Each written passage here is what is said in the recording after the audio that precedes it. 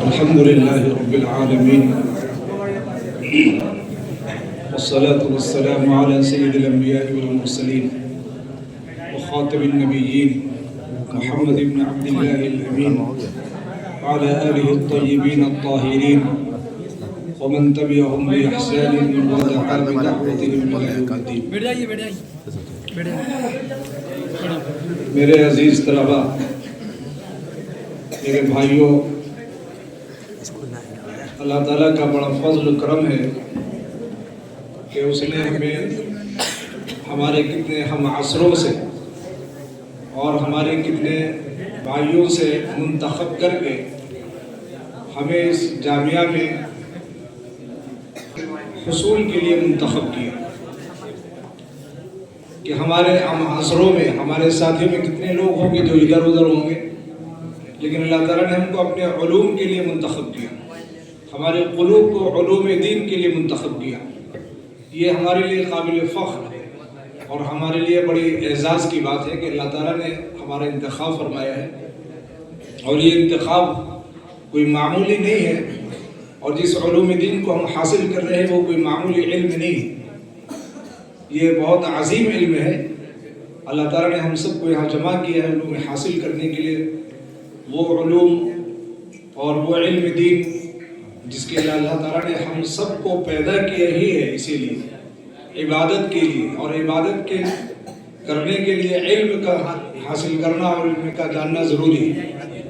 آپ حضرات یہاں علم حاصل کر رہے ہیں اور محنت کر رہے ہیں، تیاریاں کر رہے ہیں، مختلف میدانوں کے لیے تیاری کر رہے ہیں. اس میں سے ایک میدان خطابت کا بھی ہے کہ خطابت کا میدان وہ ہے کہ جو ہم اپنی بات کو عوام کے دلوں تک پہنچا دیں اور مؤثر انداز سے پہنچا دیں کہ جس سے وہ متاثر ہوں اور ہماری بات کو غور سے سنیں بھی. یہ ایک سلیقہ ہے اللہ تعالیٰ نے جس کو عطا فرمایا ہے اور عطا فرماتا ہے. یہ بہت بڑی اللہ تعالیٰ کی عطا اور نوازش اور بخشش ہوتی ہے. تو ہمیں خطابت کے میدان میں آگے بڑھنا ہے، اس لیے کہ کل جب ہمارا تعلق عوام سے ہوگا تو ہماری خطابت ہی ان سے کام آئے گی، اور ہم اپنی بات کو ان کے دلوں تک پہنچائیں گے، ان کے دلوں میں اتار دیں گے. ایسے ہمارے اندر ہنر ہونا چاہیے. تو بہت مبارکباد کے قابل ہیں آپ لوگ کہ ماشاءاللہ اس میدان میں حصہ لے رہے ہیں اور محنتیں کر رہے ہیں، مختلف مضامین پر تیاریاں کر رہے ہیں، اور یہی مضامین آئندہ چل کے انشاءاللہ ہماری علم کی وسعت کا سبب اور ذریعہ بنیں گے. اللہ تعالیٰ ہم سب کو مزید سے مزید تر علوم حاصل کرنے کی توفیق عطا فرمائے، ہمارے اندر صلاحیتیں پیدا فرمائے. ابھی جو مکالمہ پیش کیا گیا ماشاءاللہ یہ موبائل کے واسطے سے بہت مؤثر، بڑا اچھا مکالمہ تھا. تو بہت ساری چیزیں ڈرامے اور مکالمے کے ذریعے سے انسان کو سمجھائی جا سکتی ہے، ان کے دلوں میں بات اتاری جا سکتی ہے. تو ایسے ہنر اور ایسے علوم کا حاصل کرنا یہ ہمارے لیے ضروری ہے، اور خاص طور سے اس زمانے میں تو جو ڈائلاگ کا زمانہ ہے کہ بات کا، اپنے بات کے پہنچانے کا، اس کی بات کو سننے کا، یہ ڈائلاگ کا زمانہ ہے. اسی طریقے سے خطابت کرتے وقت جو چیز سب سے زیادہ مؤثر ہوتی ہے وہ ہمارے انداز خطاب ہوتا ہے، جس کو آج کل باڈی لینگویج کہتے ہیں.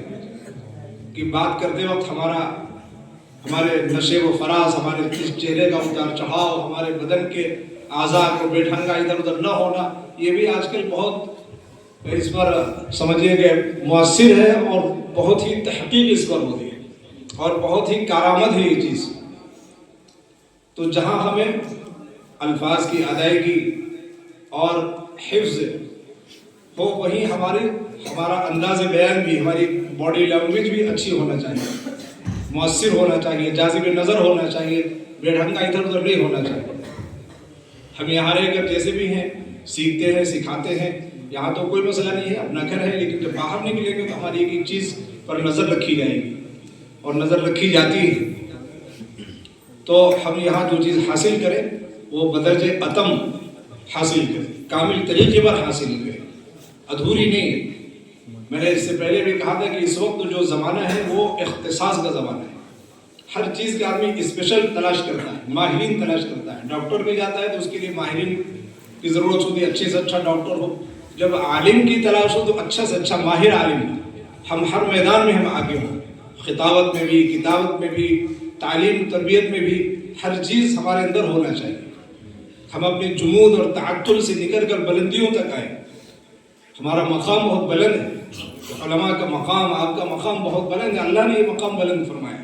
اس لیے پستی سے، تعطل سے نکل کر آپ بلندیوں تک آئیے. آسمان آپ کے بلندیوں کا انتظار کر رہا ہے. آپ پستی میں نہیں، آپ بہت اونچا سوچیے، بہت بلندی کا سوچیے. عقابی روح جب بیدار ہوتی ہے جوانوں میں، نظر آتی ہے ان کو اپنی منزل آسمانوں میں. تو آپ کی منزل آسمان ہونا چاہیے. آپ کی نگہ بلند ہونا چاہیے. نگہ بلند، سخن دل نواز، جا پرسوز، یہی ہے رخت صبر میرے کارواں کے لیے. آپ کو میرے کارواں بننا ہے. تو جب میرے کارواں بننا ہے تو یہ چیزیں اپنے اندر پیوست کرنا چاہیے، ان کو حصول کرنا چاہیے. تو آپ کی پرواز بہت بلند ہو، آپ کا سوچنا بہت بلند ہو. آپ پہاڑ کی چوٹیوں پر جب چڑھنے کی سوچیں گے تو آدھے پہاڑ تک چڑھ پائیں گے. اس لیے بہت اونچے کی سوچیے. جن اکابرین کی زندگیاں ہم پڑھتے ہیں ان کو ذرا دیکھیں کہ کتنے مجاہدات کیے، کیسی کیسی قربانیاں پیش کی، جب جا کر اللہ تعالیٰ نے اس مقام تک ان کو پہنچایا. تو بغیر قربانیوں کے کوئی چیز حاصل نہیں ہوتی. اور خاص طور سے یہ علم دین تو قربانیوں کے ساتھ ہی جڑا ہوا ہے. تو اس راہ میں جو بھی قربانیاں ہوں ہم اس کو دل سے قبول کریں، اس پر صبر اور شکر کریں. دو چیز پوری زندگی کا بنا کے، صبر اور شکر. انه من يتقي ويصبر فان الله لا يضيع اجر المحسنين. حضرت یوسف علیہ السلام کا پورا واقعہ حضرات ماشاءاللہ علم دین حاصل کر رہے ہیں اور بہت سے لوگ بڑے درجات میں ہوں گے. حضرت یوسف علیہ السلام کی پوری زندگی کا آپ مطالعہ کریں، غور کریں، کن مجاہدات سے گزرے، کن قربانیوں سے گزرنے کے بعد پوری زندگی کا حاصل کیا تھا تقوی اور صبر.